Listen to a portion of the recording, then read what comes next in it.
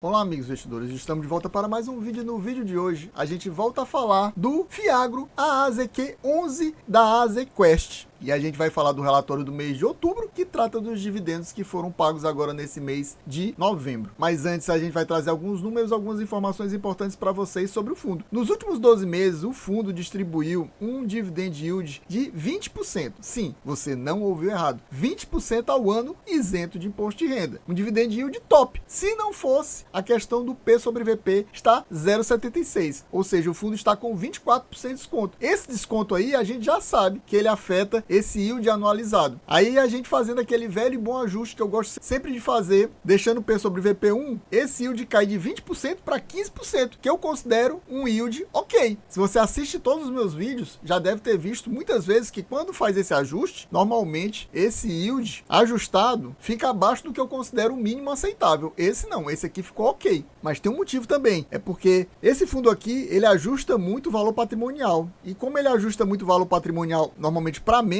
aí esse yield cresce. Então tem essa questão também. O dividendo que foi pago nesse mês agora de novembro e que foi pago nos 3 meses anteriores foi novamente de 9,5 centavos. Ele gosta muito de manter essa linearização dos dividendos distribuídos. E a gente vai ver isso também na DRE do fundo. E esses 9,5 centavos que foram pagos novamente equivale a um yield de 1,41% do mês. Ou seja, um yield estúpido, porque a maioria dos fundos com a pegada high yield estão pagando entre 1,20 e 1,30 de yield no mês. E esse aqui bateu 1,41 e esse aqui já está no limiar, que ele está diminuindo o carrego da carteira dele. Ele está começando a investir em coisas com a pegada mais middle risk. Então, o carrego da carteira dele caiu e está praticamente no limiar entre o middle risk e o high yield. Ele já não é tão high yield como ele era alguns meses atrás. Alguns meses atrás ele já era high yield bem clarozão. Agora não, ele já está com uma pegada quase middle risk. Entrando aqui nos destaques do mês de outubro, a gente vê que o valor de mercado de fechamento do mês foi de R$ 6,67, o que é um valor bem próximo do atual. Ele foi um dos fiagros que caiu menos do final do mês até o momento. Vários fiagros continuaram caindo muito ou caíram mais ainda. Cito, por exemplo, o XPCA, que estava com um valor até interessante no mês passado, quando anunciou os dividendos de apenas 4 centavos, caiu estupidamente, tanto que está com desconto, se eu não me engano, de 37%, e esse aqui está com desconto, como eu falei para vocês, de apenas 24%. Então, por exemplo, o XPCA está muito mais descontado. Lembrando que o XPCA tem um problema da AgroGalaxy, mas basicamente é só o problema da AgroGalaxy. Aqui tem a AgroGalaxy também, mas é um problema mínimo em relação à AgroGalaxy, mas ele tem problema com o FDIC KET também, e tem um outro que ele teve problema no começo do ano, que ele já até retirou. Ele já deu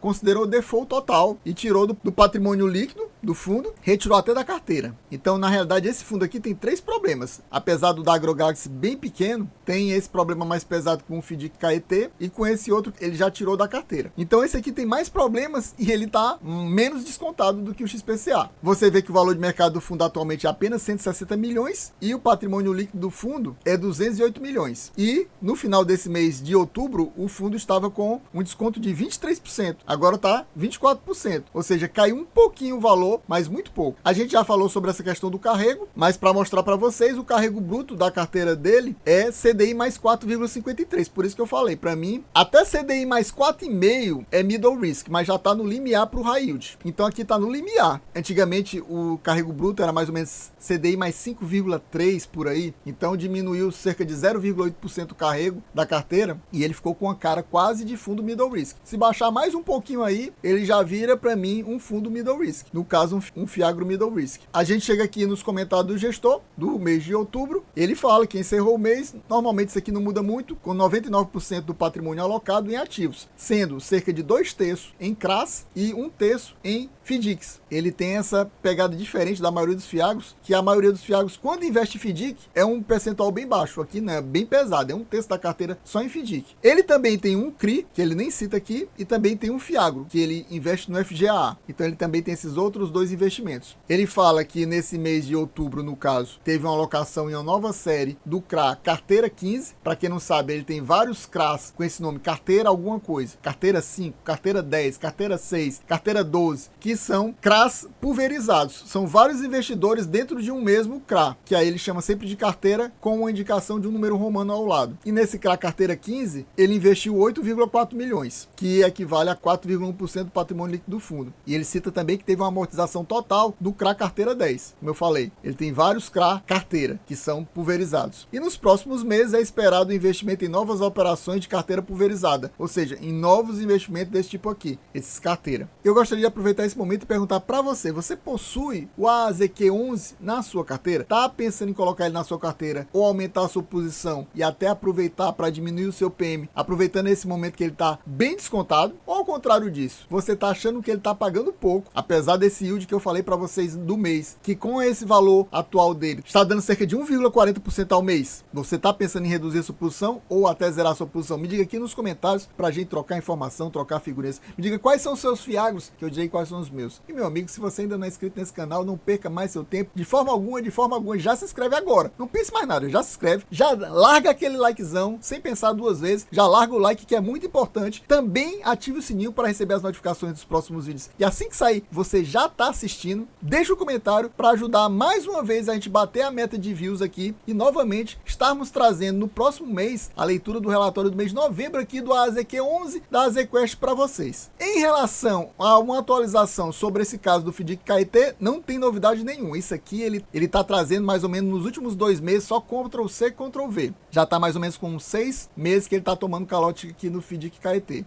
Esse FDIC KIT investe apenas em um CRA, que é da Stop, só. Então teve esse problema com o dono da Stop, que a princípio está foragido, e não temos novidades sobre essa questão. Como é que vai se resolver ou não. Mas por enquanto, já está uns 6 meses tomando calote aqui sem receber o dinheiro e ele fez uma remarcação desse ativo, por isso que o patrimônio líquido da carteira caiu. Eu mostrei no vídeo passado, se eu não me engano, vou colocar aqui no topo do lado direito um cardzinho para você ver. Se não tivesse sido do mês passado, foi do mês anterior, eu fiquei mostrando como é que foi o desenvolvimento e a queda do patrimônio líquido nos meses anteriores devido exatamente a esses problemas. Teve do FDIC KIT, teve o outro CRA que deu um problema e teve do AgroGalaxy. E ele foi reduzindo o patrimônio líquido, o VP por cota ele foi diminuindo também, e você vai ver tudo isso nesse vídeo anterior que eu coloquei o card acima, se não nele, no anterior. Chegamos aqui na DRE do fundo, uma DRE seguindo o regime de caixa, que é diferente que normalmente os fiagros fazem. Ele aqui dá uma focada em distribuir baseado no regime caixa, apesar de segundo a CVM, eu até li para vocês, para quem viu o vídeo sobre, se não me engano, o XPCA, falando que a CVM diz que é para os fiagros seguir o regime de competência, mas aqui ele distribui baseado no regime caixa. Então isso aqui é uma DRE por caixa. Então a gente vê claramente que, se você vê as receitas do fundo, é uma onda. Ela sobe, desce, sobe, desce, sobe, desce. Claramente, para mim, é porque tem daqueles devedores que pagam mensalmente, tem uns que pagam trimestralmente, tem alguns que pagam semestralmente, só que o fundo não indica isso pra gente em nenhuma parte do relatório. E ele também não coloca lá na carteira do fundo qual a periodicidade dos pagamentos dos devedores dele. Então a gente não sabe exatamente quem é esse que paga mensal, trimestral, semestral e assim por diante. Mas a gente sabe que acontece isso claramente porque pelo regime caixa você vê o fluxo de entrada de dinheiro e você vê que tem meses que dá um valor bem bom e tem meses que dá um valor bem ruim. Por exemplo, aqui no mês de agosto deu apenas 1.700.000 de receita. Essa receita aqui é basicamente a receita com juros e mais alguma coisinha desse ganho ou perda de capital que o fundo faz, e também um pouquinho dessa rentabilidade de caixa. O fundo tem um pouquinho de dinheiro em caixa, então basicamente vem dessa receita com juros dos CRAs e dos FDICs. E você vê que no mês de agosto foi apenas 1.700.000, já em setembro quase o dobro, 3.300.000, e agora em outubro caiu bastante para 2 milhões, mas ainda foi melhor do que agosto. E questão de custos, ou seja, taxa de administração e performance, o fundo é bem constante, não muda muito não, ó, é 230 mil basicamente, ó, 235, 224, 215 nesse mês de outubro. E com isso a gente vê que basicamente o lucro gira em torno dessa receita que o fundo recebe. No mês que dá uma receita boa, o resultado, ou seja, o lucro do fundo é bom. bom. Quando não é uma receita boa, de receita de juros, o lucro cai, ou seja, o resultado cai. Por isso a gente vê que os resultados dos últimos meses foi 1,5 milhão em agosto, 3 milhões e 100 mil em setembro, ou seja, mais do que o dobro, e em outubro 1 milhão e 800, cerca de 1 milhão e 300 mil a menos do que setembro. Aí você vê que o resultado por cota foi apenas 6 centavos,2 em agosto, e ele pagou quanto? 9 centavos e meio, como eu mostrei aqui, ó, nos 4 meses ele pagou 9 centavos e meio, ele teve que colocar dinheiro que ele tinha em reserva, cerca de 3,2 centavos para complementar esse dividendo que ele foi pago no mês de setembro, porque agosto é pago em setembro. Já no mês anterior, no mês de setembro, ele teve um resultado estúpido de quase 13 centavos por cota, e ele pagou quanto? De novo 9 centavos e meio. Então, consequentemente, ele colocou cerca de 3 centavos e meio em reserva. E nesse mês, ele fez o quê? Nesse mês, ele teve um resultado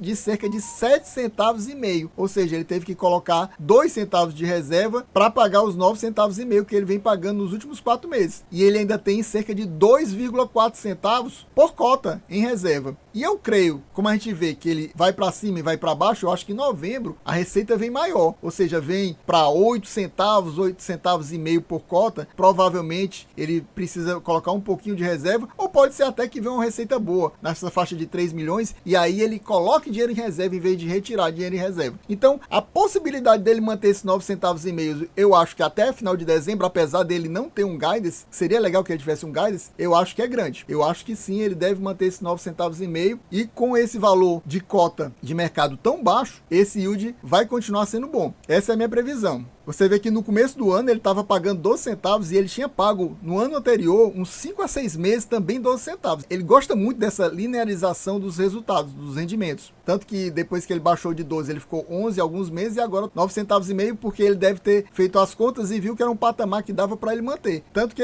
ele preferiu não colocar, por exemplo, 10 centavos. Eu acho que daria para ele estar pagando 10 centavos. Daria. Mas aí ele estava bem mais justo. Por exemplo, se ele estivesse pagando 10 centavos, ele estaria nesse momento com 0 centavo de reserva. Tem esse detalhe também. Aí ele provavelmente teria que pagar 9 centavos e meio ou 9 no mês que vem. Mas como ele baixou para 9 centavos e meio, você vê que ele ainda tem 2 centavos em reserva, caso seja necessário para ele complementar renda nos meses de novembro e dezembro. Como eu falei, como ele não dá um guidance, a gente não tem uma posição, mas se ele colocou 9 centavos e meio, deve ter um motivo. Provavelmente é esse. Ele está pensando em manter esses 9 centavos e meio até o fim do ano, e para isso ele resolveu não pagar 10 centavos. Chegamos aqui à carteira do fundo, a gente vai tentar dividir em 2 partes para não ficar com a letra muito pequena, porque eu tentei aqui reduzir para caber tudo numa página e ficar uma letra muito pequena. Então a gente vai considerar o final dessa primeira parte nesse FDIC Baviera. Então aqui do lado você vê o tipo de ativo. Você vê, como a gente já falou, que ele é um fundo que majoritariamente investe muito em CRA, mas ele tem muito FDIC. Você vê claramente que ele tem vários FDICs.